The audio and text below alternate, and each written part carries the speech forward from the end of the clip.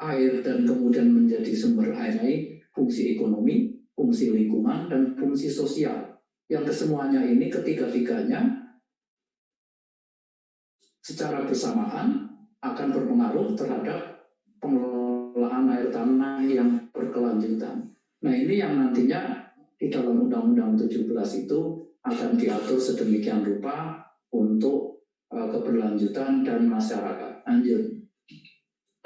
Nah, ini tadi juga sempat muncul di gambarnya Pak Budi Joko Purnomo antara cekungan air tanah dan wilayah sungai.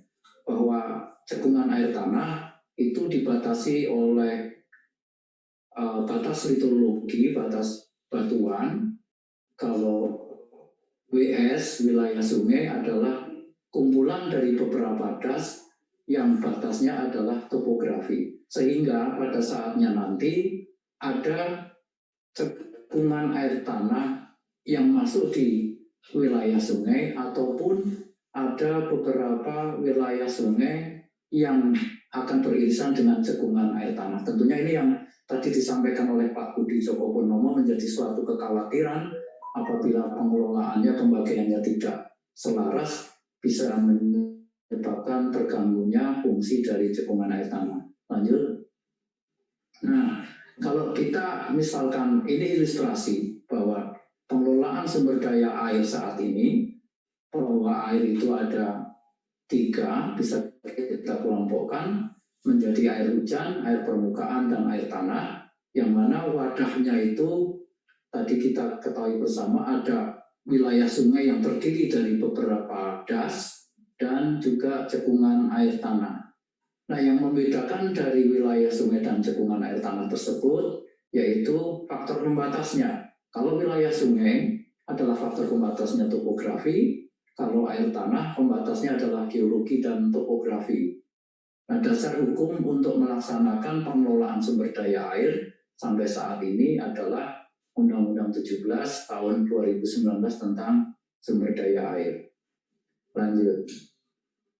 Nah, kemudian itu tadi saya cerita mengenai secara genetika bagaimana air tanah itu menjadi satu kesatuan siklus hidrologi.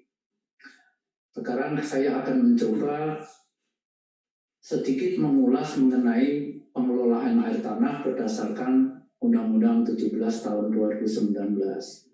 Di ketentuan umum telah dijelaskan bahwa sumber daya air adalah sumber air dan daya air yang terkandung di dalamnya. Air adalah semua air yang terdapat pada, di atas, ataupun di bawah permukaan tanah, termasuk dalam pengertian ini adalah air permukaan, air tanah, air hujan, dan air laut yang berada di darat. Air permukaan adalah semua air yang terdapat pada permukaan tanah. Air tanah adalah air yang terdapat dalam lapisan tanah atau batuan di bawah permukaan tanah. Poin 1 sampai 4 ini menggambarkan dari siklus hidrologi yang tadi awal kami jelaskan. Prinsipnya bahwa antara air permukaan dan air tanah menjadi satu kesatuan integritas. Nah, kemudian bagaimana prioritas atas air? Atas air di dalam Undang-Undang 17 disebutkan di dalam pasal 8 ayat 2. Yang pertama adalah kebutuhan pokok sehari-hari, kedua pertanian rakyat, ketiga penggunaan sumber daya air untuk kebutuhan usaha guna memenuhi kebutuhan pokok sehari-hari melalui sistem penyediaan air minum atau SPAM. Lanjut. Nah, kalau kita bicara mengenai tugas dan wewenang, nah ini sangat penting kita cermati bersama bahwa di dalam pasal 9 ayat 1 dan 2 atas dasar penguasaan negara terhadap sumber daya air, pemerintah pusat dan atau pemerintah daerah diberi tugas dan wewenang untuk mengatur mengelola sumber daya air. Penguasaan sumber daya air sebagaimana dimaksud diselenggarakan oleh pemerintah pusat dan atau pemerintah daerah dengan tetap mengakui hak wilayah masyarakat adat dan seterusnya. Yang ingin saya tekankan di sini adalah penulisan pemerintah pusat dan atau pemerintah daerah. Bahwa pemerintah pusat itu tidak harus di dalam satu kementerian. Pemerintah pusat bisa jadi akan melingkupi beberapa kementerian. Nah, kemudian bagaimana tugas pemerintah pusat dan kewenangannya? Pemerintah pusat nantinya akan bertugas menyusun pola pengelolaan sumber daya air pada wilayah sungai, lintas negara, wilayah sungai provinsi, wilayah strategis, termasuk cekungan air tanah pada wilayah sungai tersebut. Kemudian menyusun rencana pola pengelolaan sumber daya air dan kemudian melaksanakan pengelolaan sumber daya air tersebut. Nah, kewenangannya adalah menetapkan zona konservasi air tanah pada cekungan air tanah, membentuk wadah koordinasi pengelolaan sumber daya air pada wilayah sungai, lintas negara, lintas provinsi, dan wilayah strategis nasional. Lanjut. Masih terhadap tugas dan wewenang, pemerintah pusat menyelenggarakan sendiri atau dapat melimpahkan sebagian kewenangannya kepada pemerintah pusat atau wakil pemerintah pusat daerah. Nah, ini sekali lagi ingin saya tekankan di sini bahwa kewenangan untuk melaksanakan pengelolaan itu bisa jadi tidak harus di dalam satu kementerian, bisa lebih dari satu kementerian, bahkan bisa juga nantinya sesuai dengan pasal 19 itu kepada pemerintah pusat atau pemerintah daerah sebagian tugas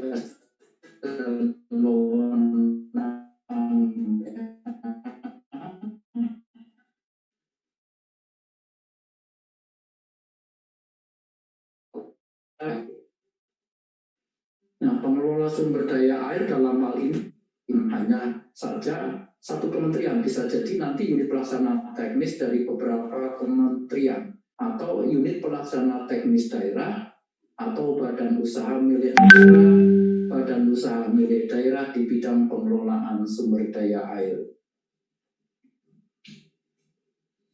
Nah, saya ingin menyampaikan berkaitan 3 pilar utama pengelolaan sumber daya air berdasarkan Undang-Undang SDA nomor 17 tahun 2019.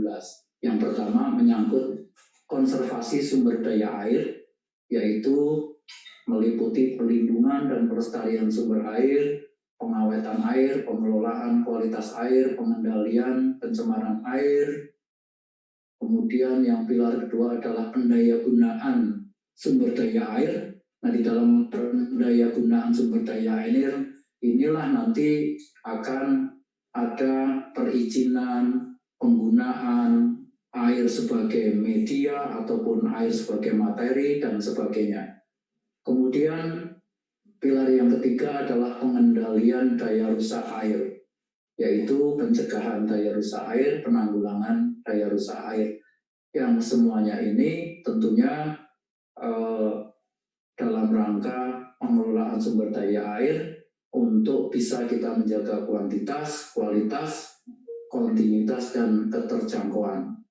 Untuk pengelolaan sumber daya air ini, pendanaan tentunya bisa melalui APBN, non-APBN, KPBU, ataupun lanjut. Mohon bisa dipercepat, Pak Iriandi. Baik. Untuk pengelolaan sumber daya air di pasal 22 didasarkan pada wilayah sungai tadi yang juga disebutkan oleh Pak Budi Joko Purnomo, tentunya memperhatikan keterkaitan penggunaan air permukaan dengan mengutamakan penggunaan pendayagunaan air permukaan. Air tanah yang dimaksud adalah air tanah pada cekungan, air tanah yang terdapat pada wilayah sungai yang bersangkutan. Kemudian wilayah sungai sebagaimana dimaksud meliputi wilayah sungai lintas negara, lintas provinsi, strategis nasional, dan sungai lintas kabupaten kota. Nah, demikian yang bisa saya sampaikan, Bu Linda.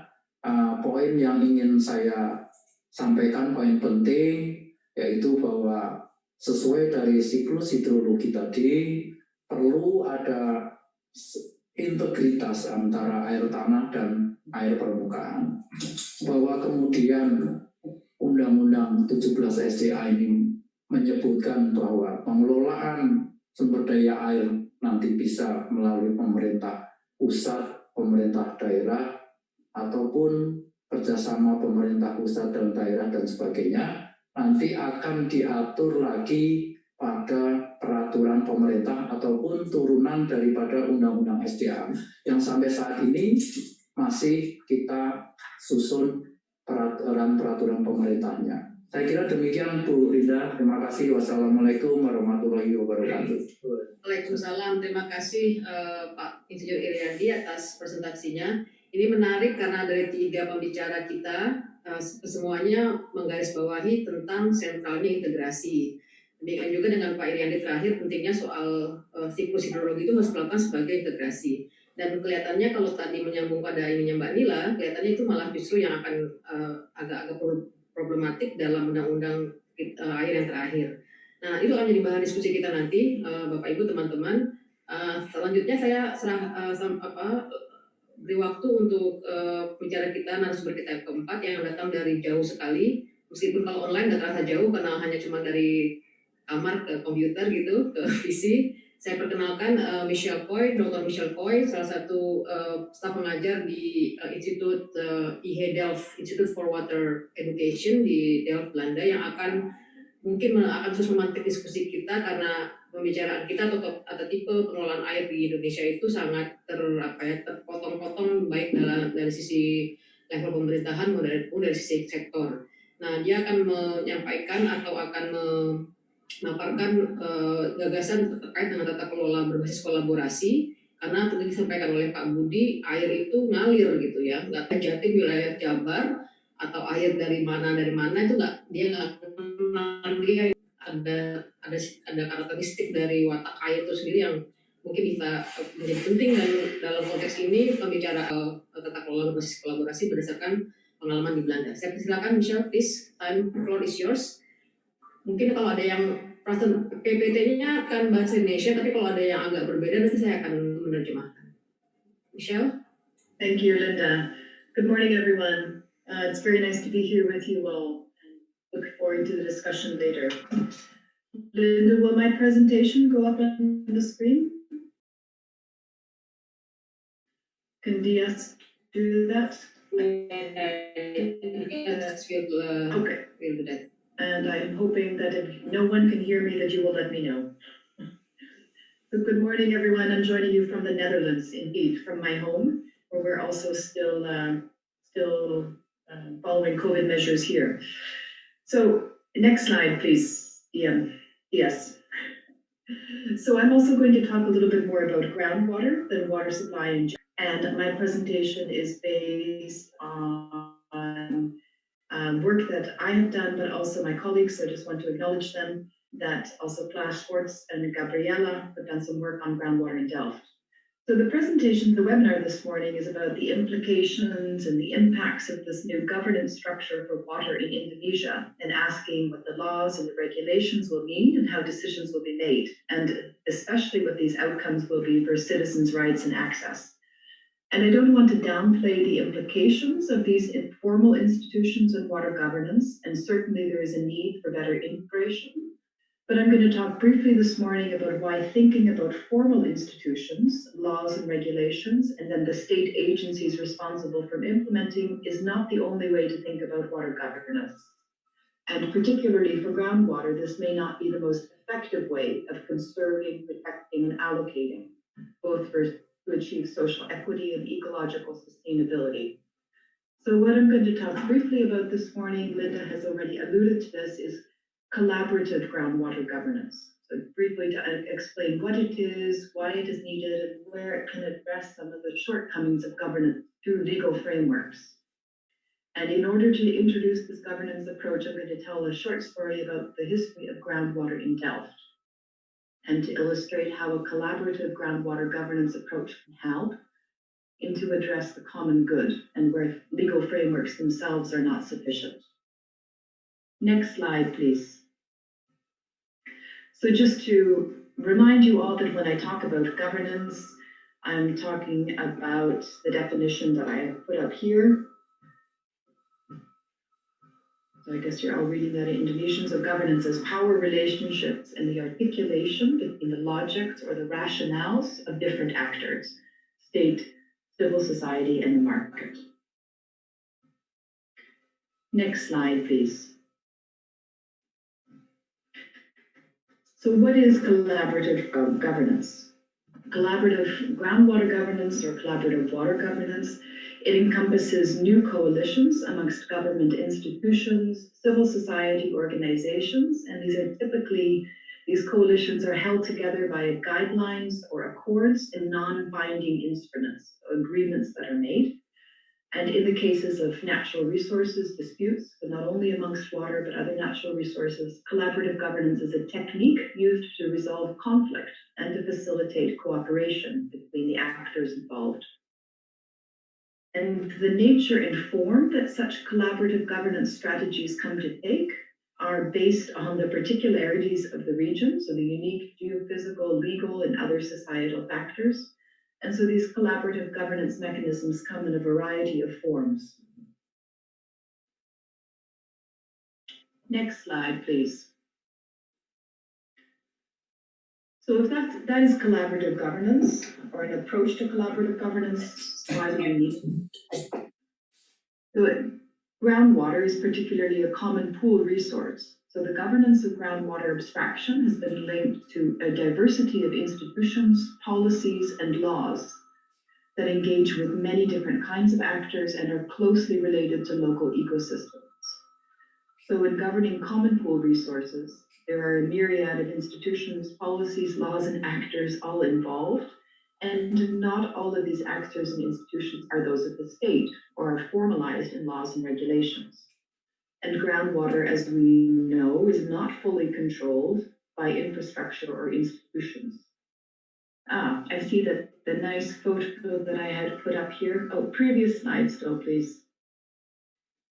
I had inserted a photo that didn't manage to be taken up at this point, but our project has done research in Semarang in Gunung Pati, and there we know that there are citizen initiatives around groundwater conservation through the building and establishment of Sumber reservoir.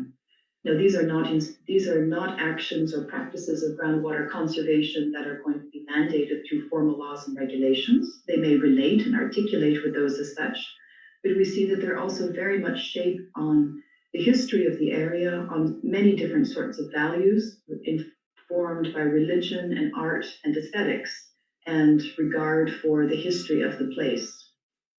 So that's one example where groundwater governance and practices related governing groundwater for conservation are not fully captured through these legal frameworks. Next slide, please. So what are some of the benefits of collaborative governance? Well, the main drivers why agencies or actors have been engaging in collaborative governance is that it allows the organization to achieve its mandate more efficiently and effectively, and that greater collaboration is preferred over traditional legal approaches to resolve any conflicts. And traditional top-down regulatory has been increasingly set aside due to the lack of fit between the boundaries of water and political and administrative systems. So if we go to the next slide, we know that this has been illustrated alone in this webinar, but also previously, that the spatial jurisdictions of political or administrative systems don't match well with those of water systems. Next slide, please. Yes, thank you. And we can go to the next slide right away as well. Next slide, please. Yeah, great, thank you.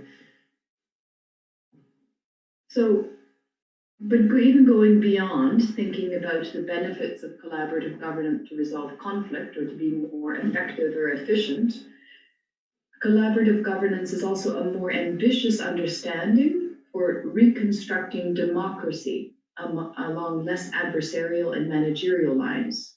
So collaborative governance can transform the way in which the state interacts with citizens and non-governmental organizations. And it is an alternative to traditional kind of command and control mechanisms to making and achieving the common good in relation to water management.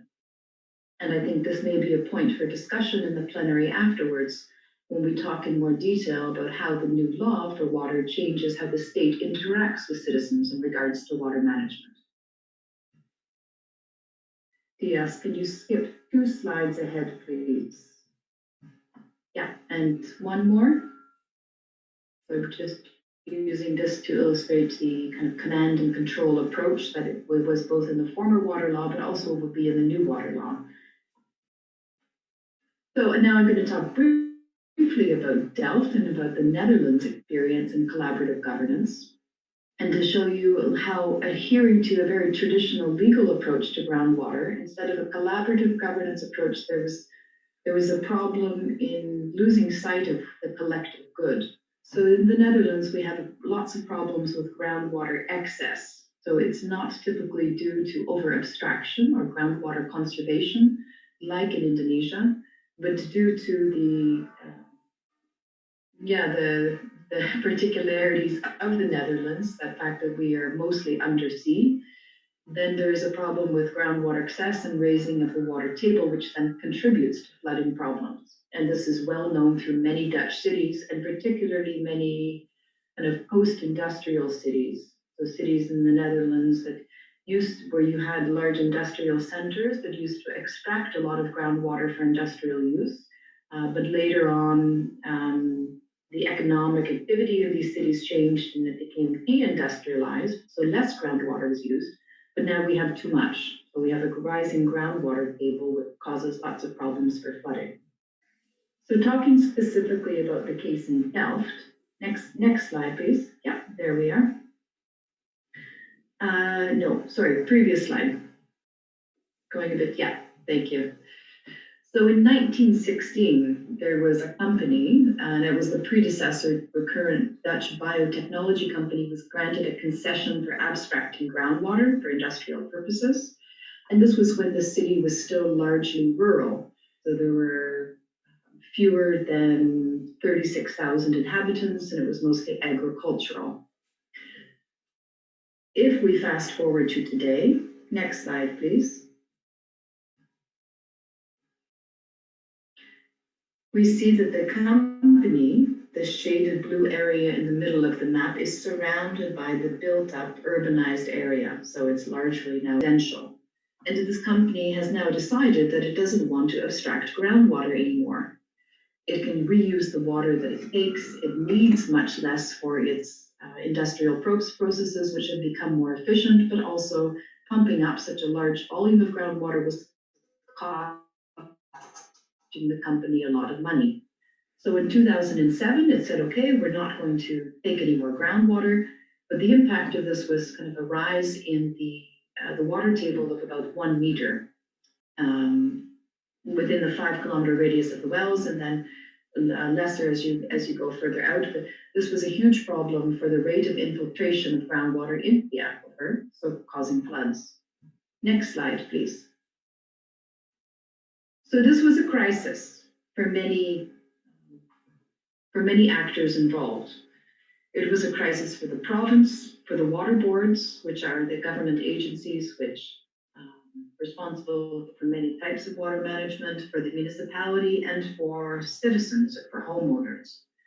So at the beginning of the crisis, there was a shared interest and a shared concern, and these actors collaborated together to address this threat of rising groundwater.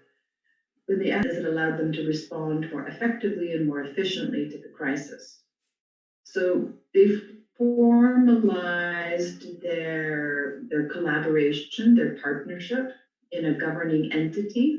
And so they entered a joint regulation in 2009, and it said that the province and the water board and the municipality would take over the abstraction of groundwater from the company in the north of Delft in order to protect the rising groundwater tables. Now, of course, if we go to the next slide, please, we can see that this collaborative governance, this form of cooperation, did not emerge within a vacuum. It was not that there were not legal frameworks that were already set up date who was responsible for what. So there were many different frameworks from the EU and from the Dutch government, of course, which set out the roles and responsibilities. But these were in themselves insufficient to tackle this crisis within Delft. Next slide. Unfortunately, this collaborative governance approach or collaboration did not last very long. So the legal agreement between them was set up for 5 years, and after 5 years, the province decided, okay, we're going to leave the responsibility. The water board decided they were going to leave this agreement, and it left the municipality responsible for everything.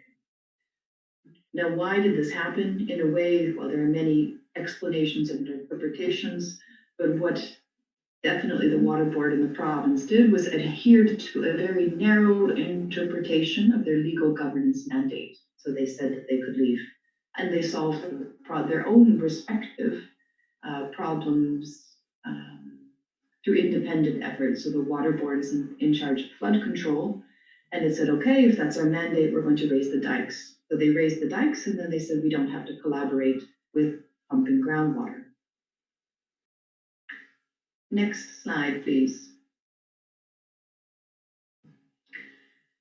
So this leaves right now, and currently, so the municipality of Delft is the only party that is now responsible for groundwater extraction or responsible for the increased flood problems in the city, which is affecting its residents.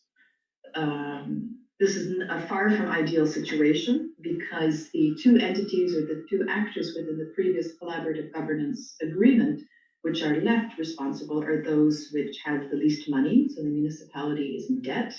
It filed for bankruptcy in 2017, and independent citizens are themselves homeowners are to undertake these pumping actions versus the province or the water board.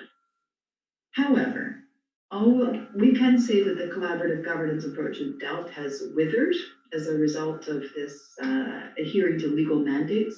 It has also illustrated the potential for a strategy for reconstructing democracy along less adversarial and managerial lines. So the problem of groundwater excess was an impetus to enhance democratic processes and civil society engagement in Delft. And we know that civil society groups emerged, or existing civil society groups speaking for residents, speaking for citizens of Delft, have taken up the issues of groundwater management. Next slide, please. Next and last slide. Missing a picture again. Sorry, guys, it's a bit boring. What can we reflect and what can we learn on this? About the Delft experience or the Dutch experience, I would say, one, it's important to think beyond legal frameworks and re-engage with water governance in more flexible ways, shapes, and forms. And these legal frameworks, which are now in the process of being developed for Indonesia, need to be complemented with collaborative initiatives and innovations. And of course, the role of legal frameworks is to set certain upper bound norms for water governance, but there's also the need to give space and flexibility for many different emergent forms of collaboration in order to attain the collective good. So that's all that I am going to share with you this morning, and I really look forward to the discussion afterwards. Over to you, Linda. Thank you, Michelle. Terima kasih, Michelle. Sekedar informasi saja, Bapak Ibu, teman-teman, Ibu Michelle ini melakukan penelitian panjang sekali soal air di Indonesia. Disertasinya adalah tentang akses warga miskin kota di Jakarta terkait dengan akses air bersih, dan juga banyak menulis tentang sejarah tata kelola air di Indonesia, sehingga pemahaman soal tata kelola air di Indonesia itu sangat beliau adalah ahlinya. Mungkin sebelum saya ke forum dan merespon beberapa pertanyaan dari para peserta, saya mungkin akan menyambungkan antar satu pembicara dan pembicara yang lain ya. Mungkin saya akan bertanya ke Pak Insinyur Iriandi, Pak, kalau menurut Bapak merespon tadi paparannya Ibu Michelle soal kolaborasi, tata kelola berbasis kolaborasi, seberapa mungkin itu Pak dilakukan di Indonesia? Nanti mungkin saya akan sambung lagi ke beberapa peserta yang lain, tapi ini topik yang menarik, jadi susah gitu Pak ya, karena kandung di kita itu tata kelola sangat ketat gitu ya. antara satu sektor PUPR, ESDM misalnya, atau juga LH gitu, lingkungan hidup, terkait dengan fungsi alokasi, fungsi proteksi, dan fungsi konservasi yang berbeda-beda.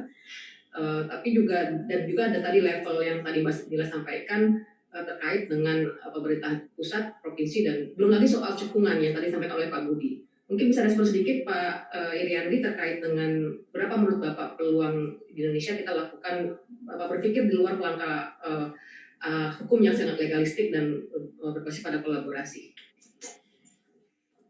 Baik, saya kira peluangnya ini sangat besar dan kita memang sebagaimana diamanatkan di dalam undang-undang tadi yang saya jelaskan, khususnya di pasal 9 dan pasal 19, bahwa pemerintah pusat itu akan menyelenggarakannya dapat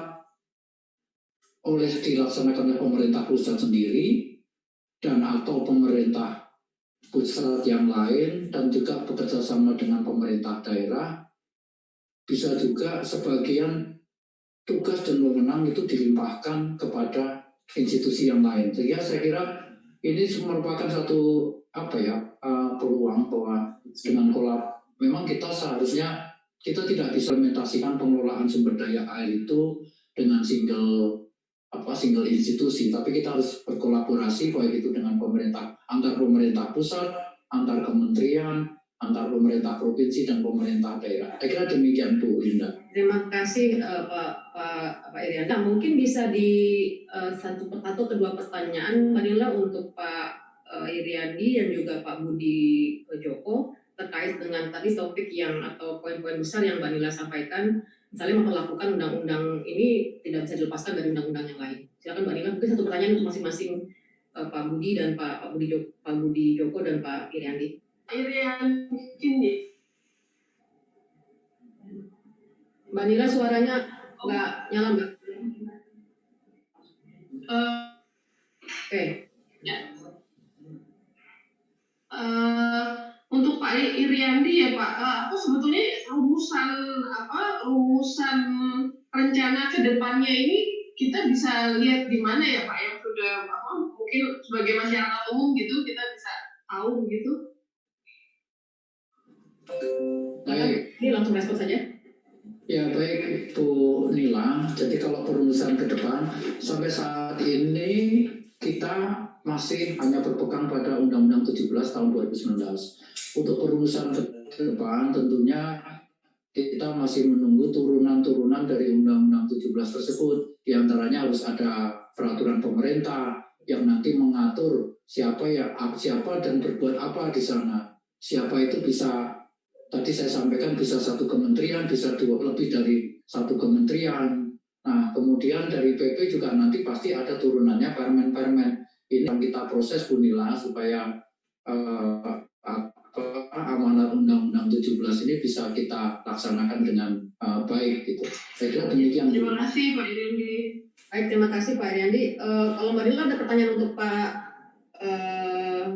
Budi Joko?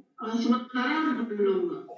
Oke, itu tadi saya memberi kesempatan untuk saling menimpali antara narasumber karena ada beberapa menurut saya isu yang sangat, kita punya diskusi berapa level ini. Pertama, level yang bersifat teknis ke tata kelola air ya, tadi Pak sampaikan soal siklus air dari mulai ujung hulu sampai hilir gitu ya. Dan tadi paparan Pak Budi dan Pak Iriandi juga menyampaikan itu. Tapi juga ada level berikutnya yang agak bersifat abstrak, misalnya yang disampaikan oleh Ibu Michelle terkait dengan demokrasi ya, atau akses terhadap sebenarnya tata kelola ini kan pada ujungnya tujuan satu kan, memiliki satu tujuan yaitu penyediaan peningkatan ekonomi, dan kemudian mungkin ada sektor-sektor swasta yang juga bisa mengambil manfaat. Nah ini kan ada aspek yang lebih abstrak atau lebih beyond dari isu teknikalitas tata kelola air gitu ya. Dan yang tadi Mbak Nila sampaikan sebetulnya menyambung ke sana, bagaimana tren investasi yang terus digenjot oleh pemerintah kita dikhawatirkan ada juga akan membahayakan eksploitasi dan aspek lingkungan hidup dari eksploitasi tersebut gitu. Nah mungkin nanti ini akan bisa muncul dalam diskusi kita dengan para peserta. Sebelum saya buka Q&A dan saya akan highlight beberapa pertanyaan yang relevan dengan diskusi kita, saya mohon waktu pada Pak Profesor ini Budi yang lain, Profesor Budi dari UGM, monggo Prof Budi untuk catatan singkat Prof yang sebagai sudah makan asam garam dalam isu air ini. Silakan Bro Budi. Baik, terima kasih. Assalamualaikum warahmatullahi wabarakatuh. Terima kasih sudah diundang ke sini, sudah pernah bertemu dengan Bu Nila dan Pak dari ESDM dengan Badan Geologi dan sebagainya. Memang yang paling utama Undang-Undang 17 2019 ini dibentuk karena diputusnya Undang-Undang 7 tahun 2004 oleh MK. Ya. Jadi MK, putusan yang paling utama dalam MK itu adalah kehadiran negara dalam pengelolaan sumber daya air. Karena pada waktu Undang-Undang 7 tahun 2004 itu berlangsung sampai tahun 2013 ya diputuskan MK itu dianggap bahwa negara tidak hadir. Karena apa? Karena ada beberapa sumber air yang dikuasai oleh personal, oleh swasta, ya. Padahal sumber air itu adalah menurut Undang-Undang Dasar pasal 33 itu harusnya dikuasai oleh negara. Oleh karena itu dalam Undang-Undang 17 tahun 2019 maka pasal-pasalnya sangat kental dengan kehadiran negara. Dan kita terjadi suatu kompetisi yang luar biasa antara faktor sosial, lingkungan, dan ekonomi dalam penggunaan air. Ya. Nah, oleh karena itu kehadiran sebagai barang publik, ya, air sebagai barang sosial, ya, kebutuhan pokok sehari-hari, irigasi itu menjadi sangat penting. Oleh karena itu pemerintah hadir di sana. Nah, jadi kalau kita melihat dari beberapa yang sudah didiskusikan ini, Integrated Water Resource Management itu sangat ditekankan pada Undang-Undang 17 tahun 2019 ini. Jadi integrated antara sumber air permukaan, air tanah, cekungan air tanah dari hulu sampai hilir. Karena apa? Karena sumber air ini sangat dibutuhkan oleh banyak orang dengan kompetisi yang luar biasa antara sosial, ekonomi, dan lingkungan. Dan ini adalah kewajiban negara untuk melindunginya.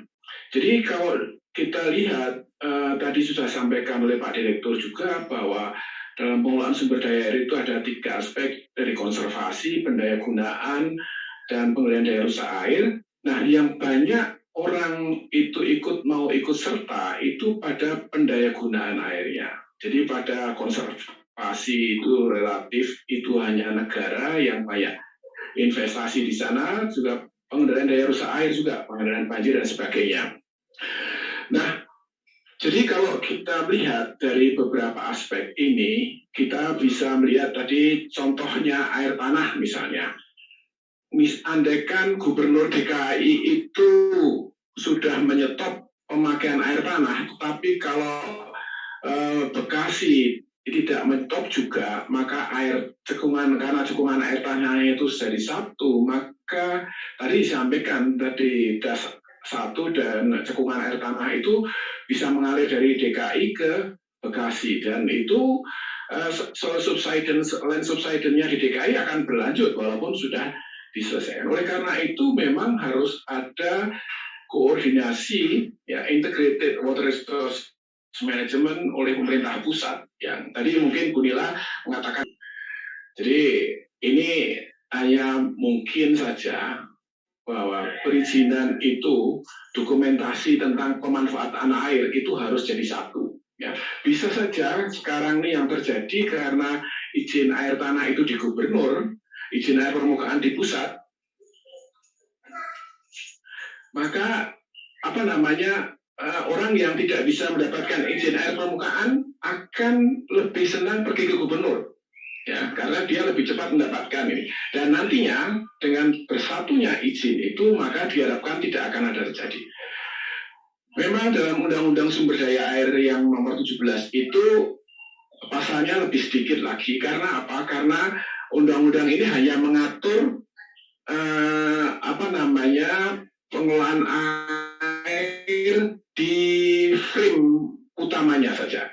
Jadi tidak sampai kepada distribusian kepada pengguna. Jadi air minum,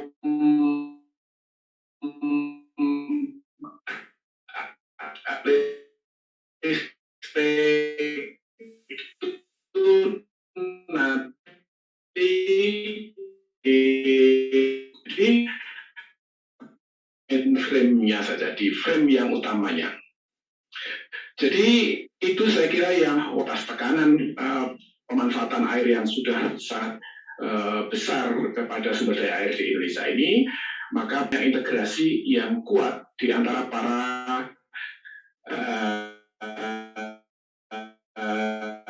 pimpinan sektor ini. Jadi PAM desa.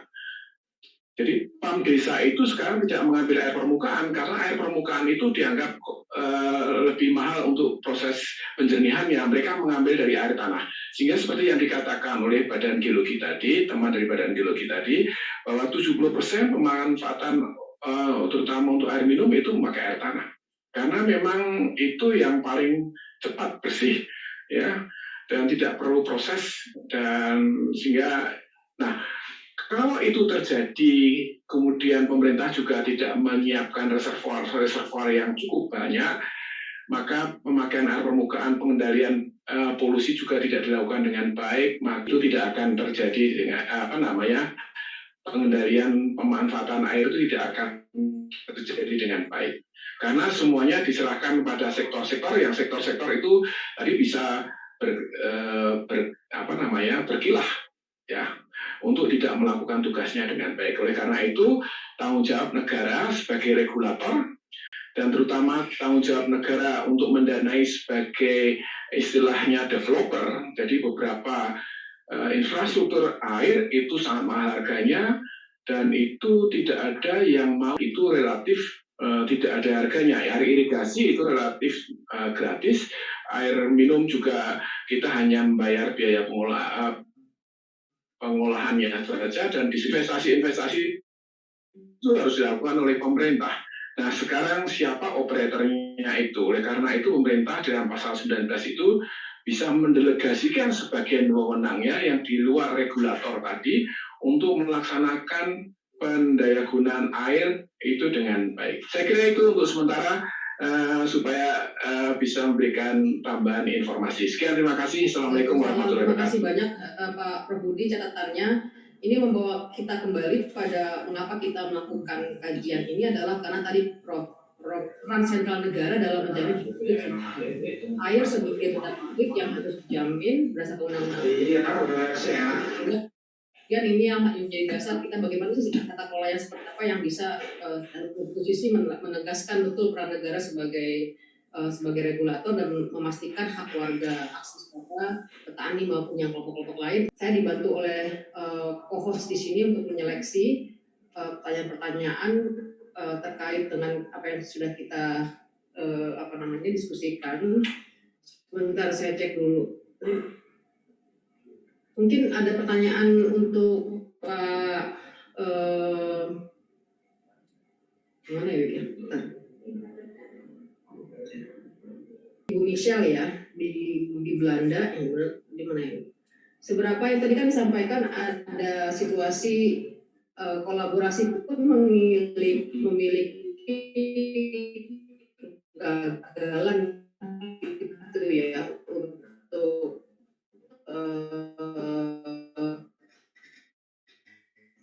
didorong.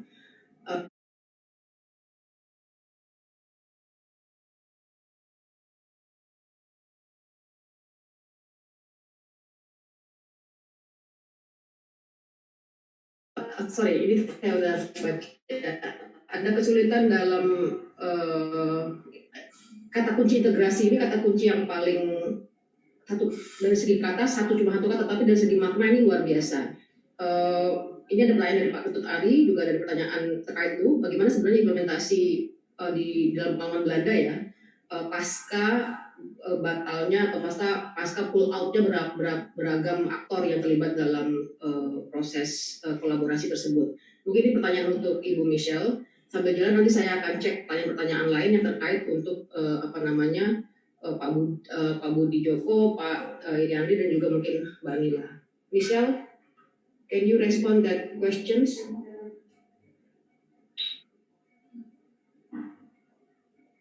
Are you still there, Michelle? Yes, I'm here, Linda. Sorry, I forgot to unmute myself. Could you summarize in English? What was the question for me? The term water integration is very challenging and very difficult, right? So you also mentioned that during the Delft experimentation on the collaborative based water governance, Yes. it only lasts for 5 years and then people pull out. So what happened then after that? And what's the struggle in the Netherlands context on having this model of water governance? Yeah, the struggle with the model of water governance, I guess, is that people or actors or state agencies can adhere to their very strict legal mandate. So they follow what the law says, and they will not do more or less than that. But sometimes that is not sufficient to address the problems which emerge. Mm-hmm. So for the example of who could have predicted that industries would stop abstracting groundwater and that the water table would rise? Right? So then there needs to be some flexibility and a collaborative approach to say, okay, how can we achieve the common good? This is in the interest of the province, the water board, the municipality, and citizens, and how can we work together? So has it been quite successful after the 5 years experimentation so far? So the 5 years experimentation was very successful, but